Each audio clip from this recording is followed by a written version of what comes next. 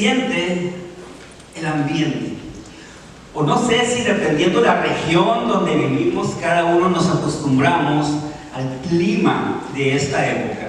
Y casi siempre por lo regular sentimos una brisa suave, viento, en ocasiones hay viento fuerte, en ocasiones el cielo está un poco nublado, pero siempre hay algo que caracteriza estos tiempos. Y qué bonito estar consciente de lo que está pasando. Qué bonito poder recordar la vida, la obra de nuestro Señor Jesucristo. Y qué bonito, además, hacerlo juntos. Tomarnos este tiempo para, en la casa del Señor, meditar sobre estos acontecimientos tan importantes. Así que estamos en una serie que lleva por nombre Conociendo a Dios, la obra de Cristo y al ser humano. Y esta serie está diseñada precisamente para meditar en estos días antes del domingo de resurrección. Y antes de continuar, quiero mandar un saludo a todos aquellos hermanos que andan fuera de la ciudad. Miren, tenemos una hermana que fue a Colombia de vacaciones y a visitar a su familia. Tenemos hermanos que andan en México también visitando a su familia. Pero también tenemos hermanos que están pasando por momentos difíciles y necesitan de nuestro apoyo y nuestra oración. Hay algunos enfermos, hay algunos hermanos que están enfermos y otros hermanos que alguien de su familia está enfermo. Y nosotros, como pueblo de Dios, debemos, dice la palabra de Dios, alegrarnos con los que están alegres y tener compasión, compadecernos y llorar con los que están tristes o sufriendo, como parte del pueblo de Dios. Así que estamos contentos por los hermanos que están fuera, los extrañamos aquí, oramos por los hermanos que están enfermos, también les decimos que los extrañamos y vamos a orar por ellos. Así que voy a tomarme un tiempecito para orar por estos hermanos y bendecir sus vidas. Apóyenme en la oración y ustedes háganlo también en su casa cada vez que se acuerden. Padre Celestial, Dios Todopoderoso, gracias Señor porque eres bueno. Gracias Señor por la vida, Señor. Gracias por todo lo que tú nos das, Padre, a pesar de no merecerlo. En esos momentos, Padre, te damos gracias, Señor, por los hermanos que andan fuera de la ciudad, Señor, disfrutando de un tiempo de vacación, de un tiempo de estar con su familia, Padre. Gracias por ellos, gracias por sus vidas. Que ellos sean luz donde quiera que vayan, Señor, y que sean un reflejo tuyo, Padre, y que algunas personas puedan conocerte, Señor, a través de ellos. Padre, también oramos por nuestros hermanos que están enfermos y sus familias, que tú lleves, Padre, esa sanidad que ellos necesitan, que tú des esa paz, Señor, que a veces necesitamos cuando estamos pasando momentos difíciles, Padre, pero sabemos que tú estás en control, Padre, y que siempre, Señor, se va a hacer tu voluntad, Padre. Y si nuestra voluntad, Señor, se acopla a la tuya, Señor, tú haces grandes cosas, Señor, y nosotros oramos por ellos, Señor, para que tú obres sanidad en sus cuerpos, Padre, así como has obrado sanidad en su alma, Padre.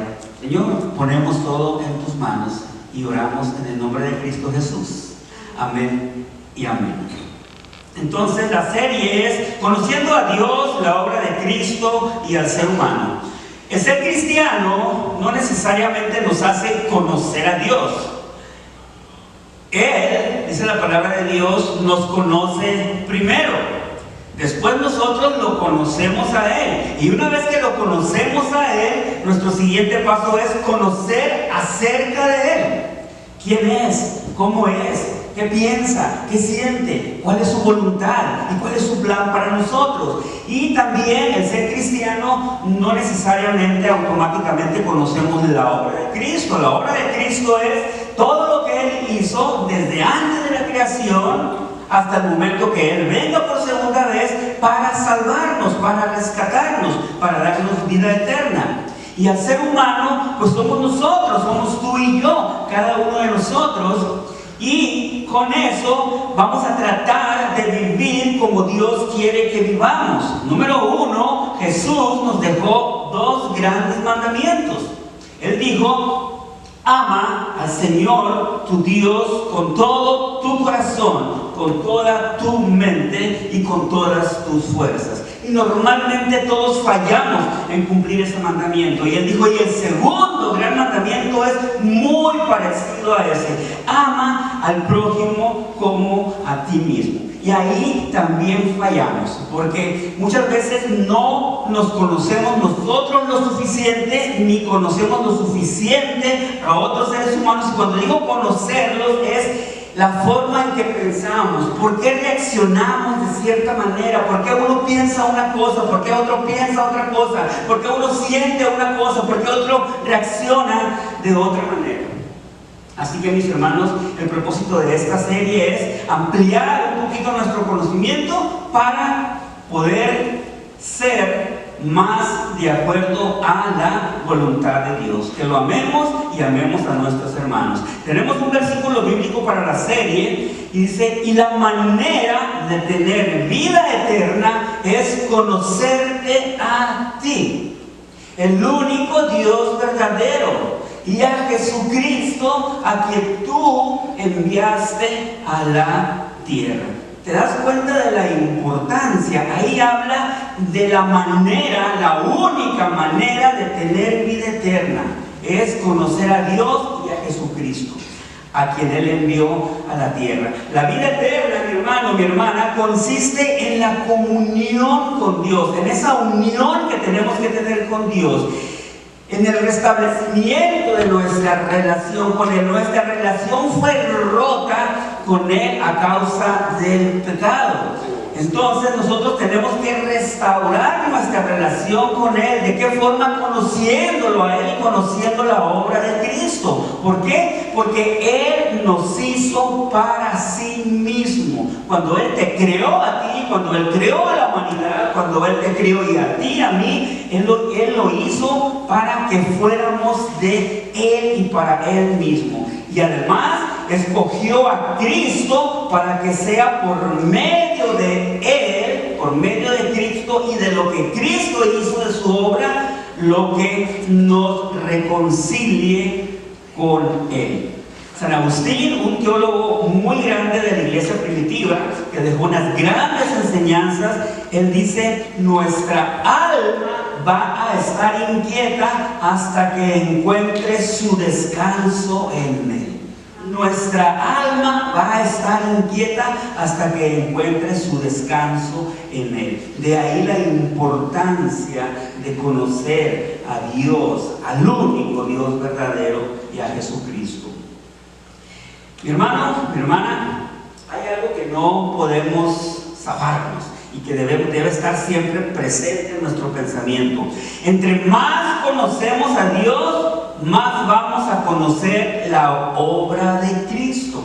Entre más conozca la obra de Cristo, más vamos a conocer a Dios, porque Cristo es Dios mismo. Ahora, entre más conozcas de Dios, más te vas a conocer tú mismo. Y entre más te conozcas tú mismo, más vas a conocer a Dios. Mi hermano, mi hermana, ¿por qué? Esto es bien simple. Fuimos creados a imagen y semejanza de Dios. Somos portadores de su imagen y su semejanza. ¿Te has dado cuenta de eso? Que tú y yo portamos la imagen de Dios en nosotros. ¿Te fijas la responsabilidad tan grande? Hay una diferencia enorme, muy grande, entre ser portadores de la imagen de Dios que portadores de la imagen del mono.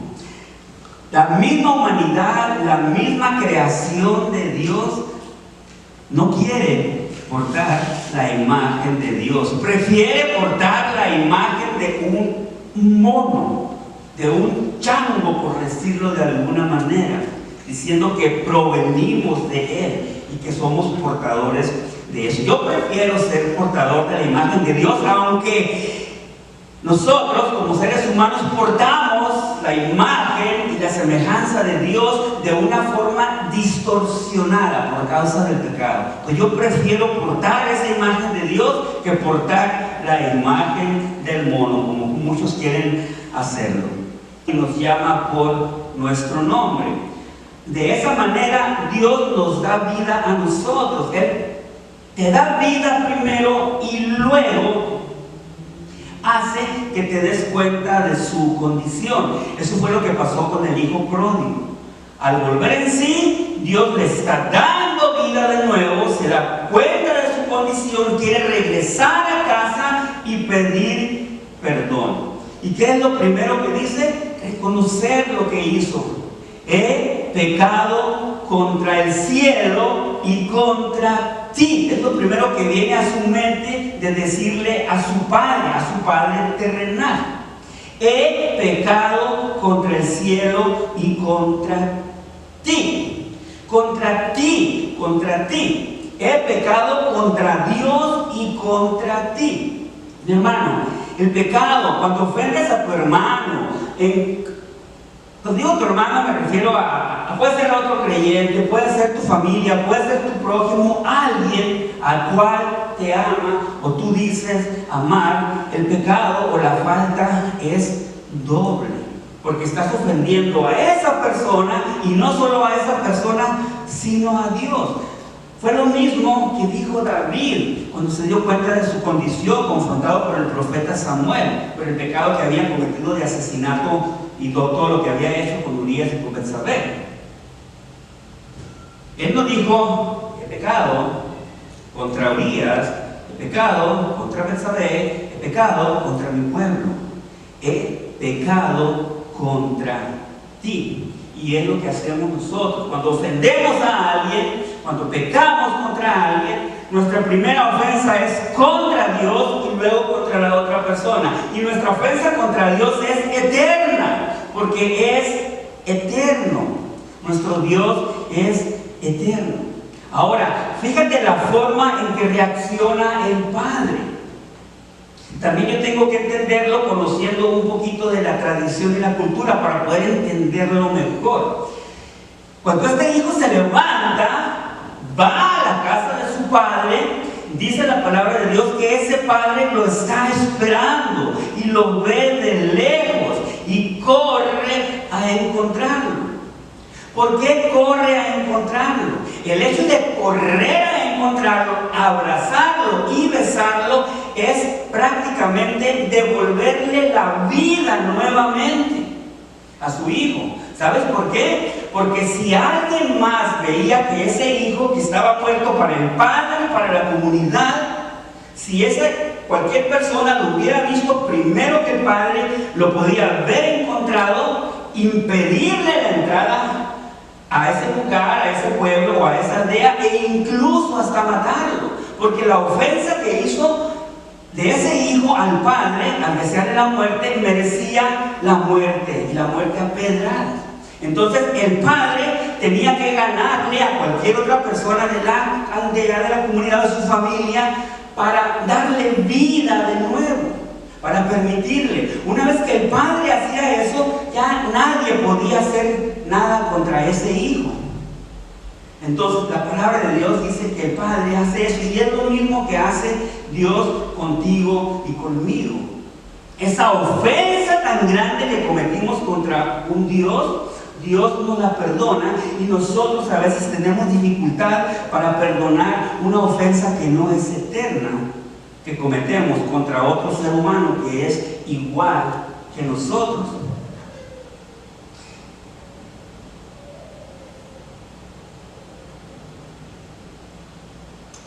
Esa acción del Padre no solo restauraba la relación con Él, sino también, como te dije, podía salvar la vida de su hijo.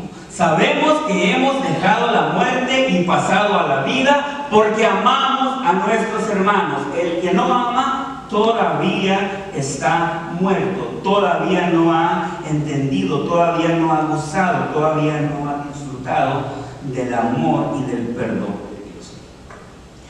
Y con eso vamos a ver, hay otra pantalla, Carlos, ¿me la pones por favor? La que sigue. Juan 17:23 dice: yo estaré en ellos. Está hablando de sus discípulos, de los verdaderos cristianos, y tú estarás en mí. Dios está orando al Padre en el Getsemaní minutos antes de ser aprendido. Yo estaré en ellos, los discípulos, en ti y en mí, y tú estarás en mí para que estén perfectamente unidos. Así el mundo sabrá que tú me enviaste y que tú los amas a ellos como me amas a mí. Tú puedes darte cuenta del amor tan grande que tiene Dios por su único Hijo. Pues de esa misma forma es que nos ama a ti y a mí. Y el propósito del amor por los demás, mi hermano, es muy grande. Que el mundo sepa que el Padre envió a su Hijo.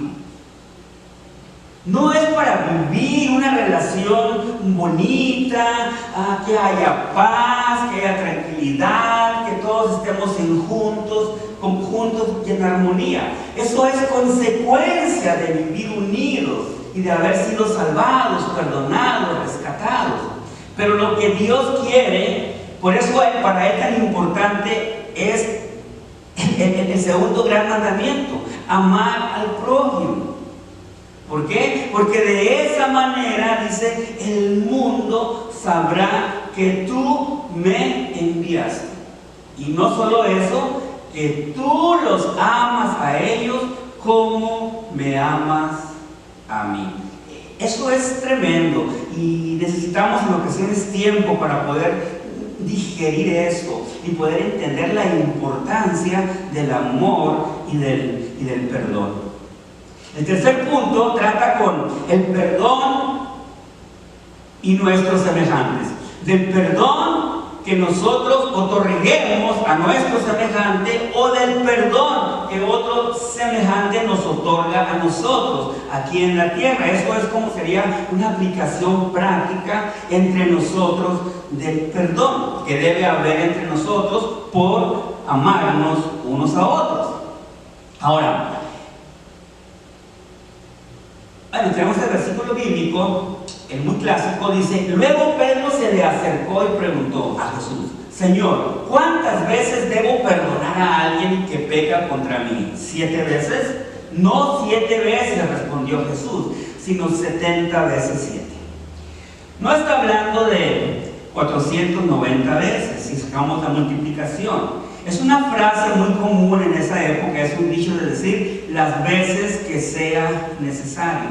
No tenemos que estarlas contando.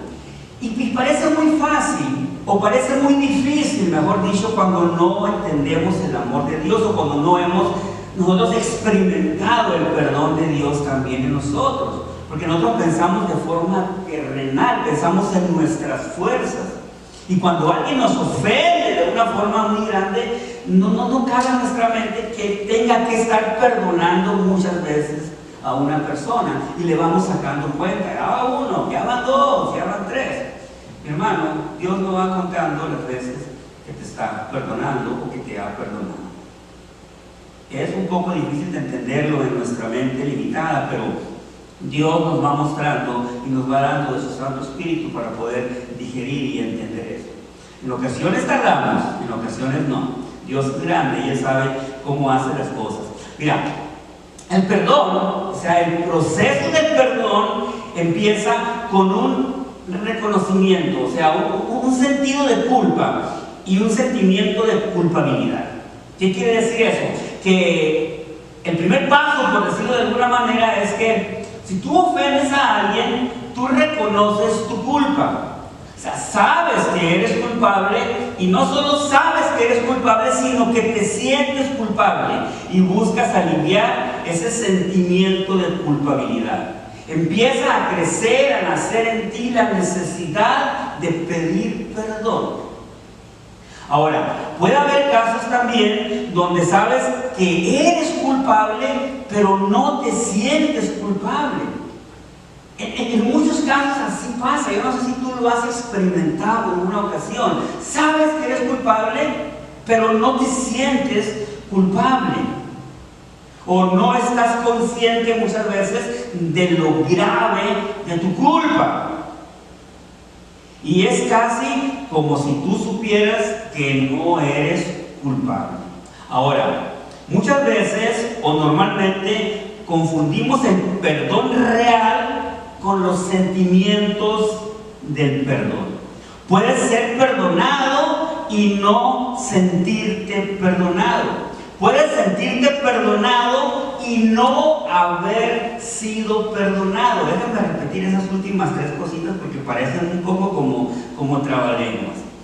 Dice que normalmente confundimos el perdón real con los sentimientos del perdón. Cuando hablamos de perdón real es tener conciencia del perdón, de pensarlo, de meditarlo y darte cuenta que necesitas ser perdonado o que necesitas perdonar, pero pensarlo con tu mente, usando el razonamiento, no usando los sentimientos. Porque muchas veces usamos más los sentimientos que la realidad de las cosas. Los sentimientos muchas veces opacan a la realidad. Tiene que ver con el razonamiento, con haberlo entendido. Ahora, cuando esta persona dice culpa real, no se refiere al sentimiento de culpa, sino al reconocimiento de la culpa. Es muy diferente que tú te sientas culpable a que reconozcas realmente que eres culpable y eso te lleve a pedir perdón. Por ejemplo, una persona puede tener un sentimiento de culpa muy fuerte. De repente llega ese remordimiento o ese recordatorio o algo viene a nuestra memoria o simplemente y acabamos de fallar a alguien, acabamos de ofender a alguien. Entonces esa persona puede tener un sentimiento de culpa muy fuerte y va llorando a pedir perdón. Ahora la otra persona, el ofendido, es conmovida por la actitud y las lágrimas del que lo ofendió y lo perdona. ¿Qué pasó ahí? Los dos actuaron de forma emocional, no racional. Entonces, por haber actuado los dos de forma emocional, es muy probable que no haya habido un perdón real y un sentido de culpa real. Si yo cometí un pecado, una ofensa muy grande y puedo ser castigado por eso, yo en ese momento puedo sentir arrepentimiento, remordimiento porque tengo temor a un castigo y pido perdón. Y una vez que me perdonan ya me alivio del castigo, pero no pedí perdón realmente por reconocimiento de culpa. ¿Por qué tenemos dificultad para perdonar?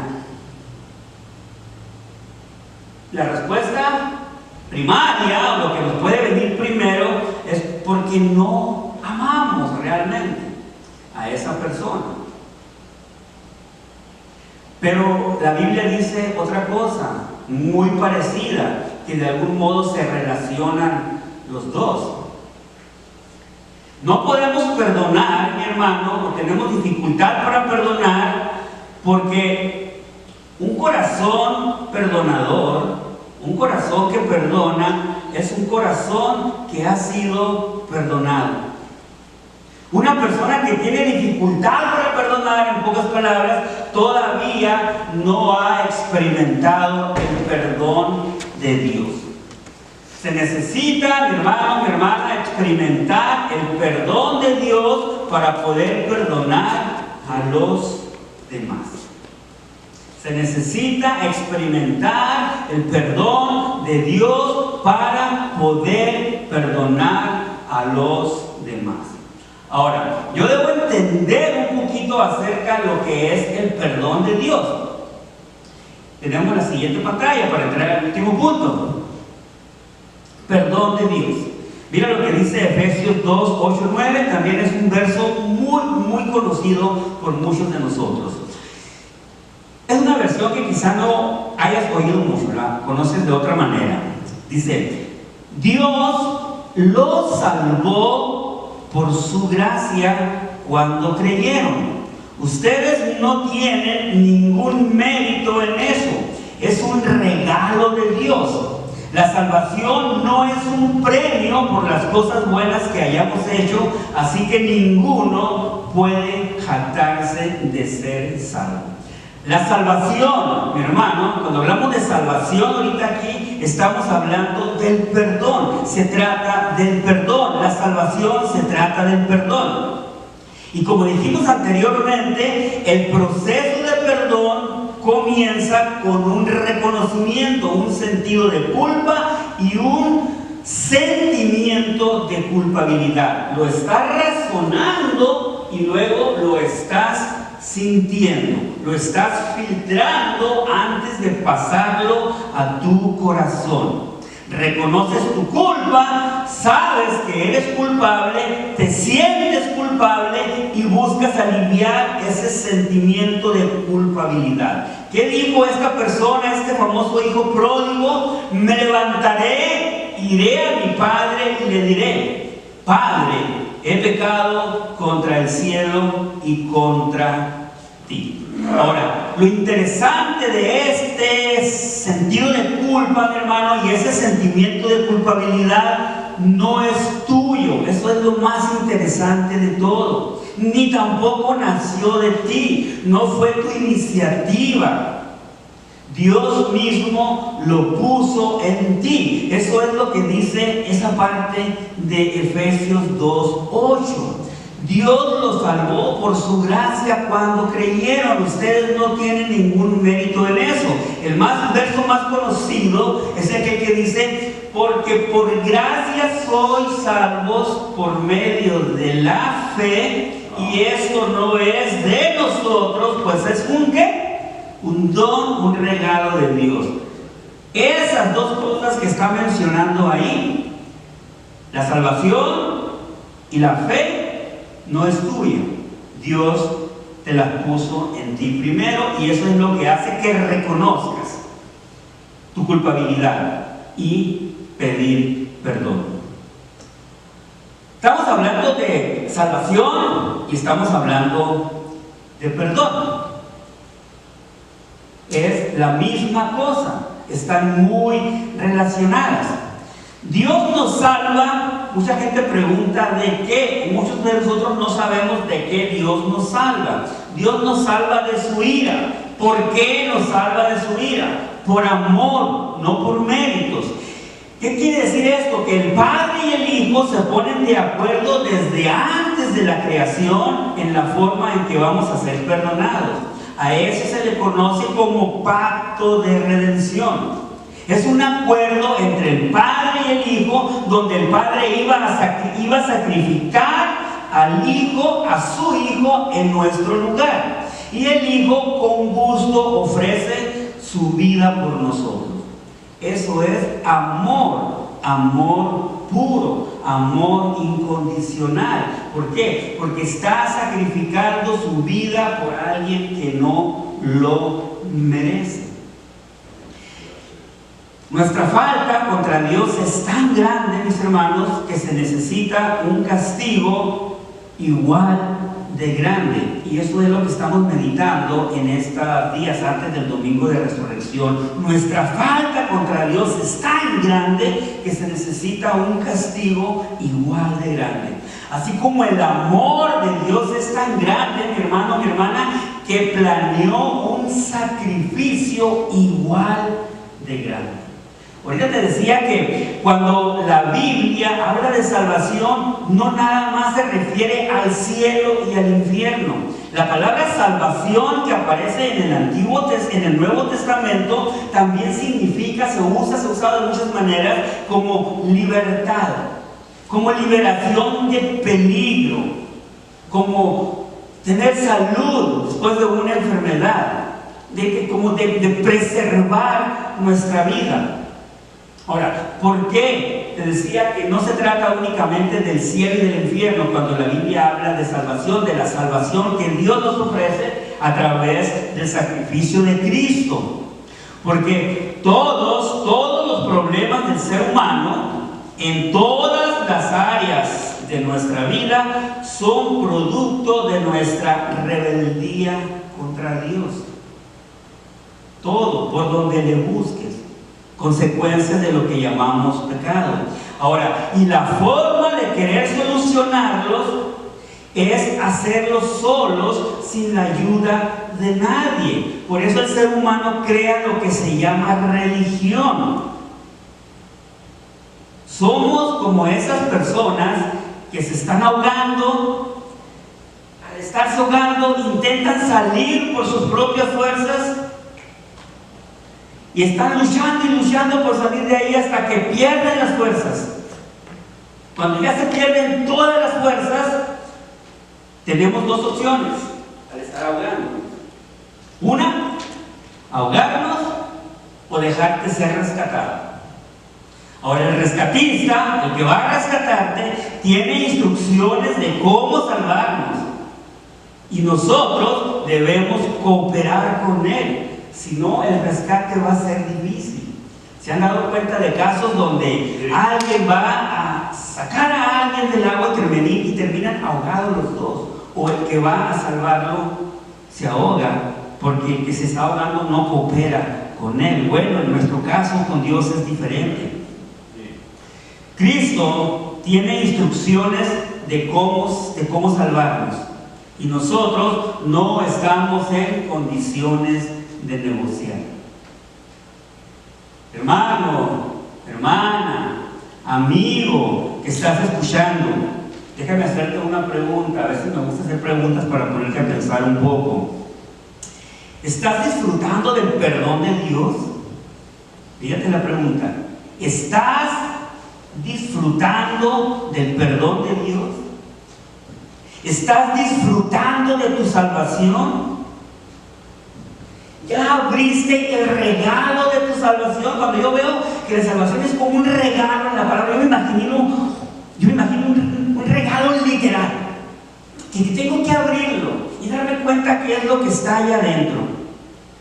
Cuando te digo que si ya abriste ese regalo de tu salvación, ya te diste cuenta de todas las bendiciones que vienen dentro de ese regalo. Si es así, qué bueno. Te felicito y vamos a darle toda la honra y la gloria a nuestro Dios. Ahora, si no te sientes perdonado, es probable que todavía no hayas sido perdonado. Pero también es posible que ya hayas sido perdonado, pero no te sientas perdonado. Los seres humanos somos difíciles en ocasiones. Lejos, y Él va a correr hacia ti, Él te va a abrazar y te va a besar, te va a restaurar, te va a dar vida. Esa vida que ya habías perdido, esa vida que tú habías rechazado, Él te la va a dar de nuevo. Y tú lo único que tienes que hacer es decirle: Padre, he pecado contra el cielo y contra ti. ¿Y sabes cuál es la reacción de tu Padre? ¿Sabes qué es lo que hace siempre? Va a traer la mejor ropa para que te quites esa ropa sucia que traes. Y no solo te la va a dar, te la va a poner Él, te van a vestir. Va a traer un anillo y lo va a poner en tu dedo para confirmar que eres parte de su familia, que eres su hijo. Y va a matar al ternero, al cordero más gordo que tenga por ahí. Y va a empezar a celebrar un banquete. ¿Por qué? Porque dice la palabra de Dios: porque este hijo mío estaba muerto y ahora a la vida, estaba perdido y ahora ha sido encontrado.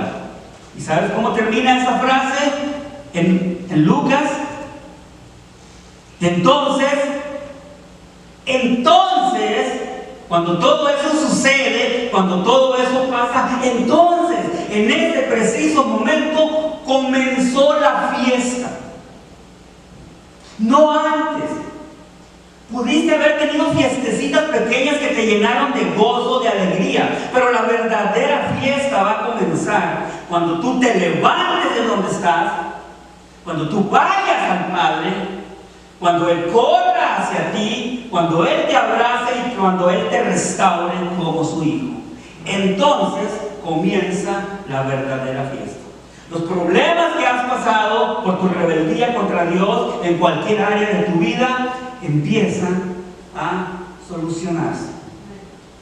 Dijimos en veces pasadas que se empiezan a solucionar por sí solos. Eso es lo que la famosa palabra de Dios dice, la famosa frase de las añadiduras en la palabra de Dios. Busca primeramente el reino de Dios y su justicia, hacer justicia, volver a tener paz con Dios, ser restaurado, y todas las demás cosas van a ser añadidas. No corras detrás de las bendiciones, corre detrás del que da las bendiciones. Y entonces, no antes, va a comenzar la fiesta. Entonces, en ese momento va a comenzar la fiesta. Si alguien está viendo ahí por internet, si alguien aquí está escuchando, si alguien no se ha sentido perdonado, lo único que tienes que hacer es levantarte. Corre a la casa de tu Padre, pide perdón, dile que has pecado contra el cielo y contra Él. Y Él va a restaurar tu condición de hijo. Y una vez que eso pase en tu vida, ese corazón muerto que tenías, que no tenía la capacidad de perdonar, la capacidad de amar, vas a empezar a perdonar y amar a los demás. Porque el requisito para que tu corazón sea perdonador, tu corazón tuvo que haber sido perdonado. Amén. Si no lo has hecho, estás a tiempo. Corre ante tu Padre, pídele perdón, levanta y corre a casa, que el Padre te está esperando en tu casa. Padre Celestial, Dios Todopoderoso, gracias Señor por tu amor, gracias Padre por tu misericordia, gracias Señor porque eres bueno Señor y porque tú estás siempre ahí, presente, siempre listo, esperando nuestro regreso. Padre, perdónanos si tú ya me habías perdonado antes, pero yo no me sentía perdonado. ¿Por qué, Padre? Porque muchas veces actúo en arrogancia, Señor. Tu palabra dice que si llegamos a ti y te pedimos perdón, tú nos perdonas. Y muchas veces yo no me siento perdonado porque no tengo la suficiente fe para creer eso. Porque todavía confío en mis fuerzas, porque todavía confío en mis emociones. Padre, ayúdame a entender tu palabra, ayúdame a razonar tu palabra, Señor, y también ayúdame a sentir tu palabra y a sentir tu perdón. Señor, gracias, gracias, gracias. En el nombre de Cristo Jesús. Amén y amén. Dios te bendiga.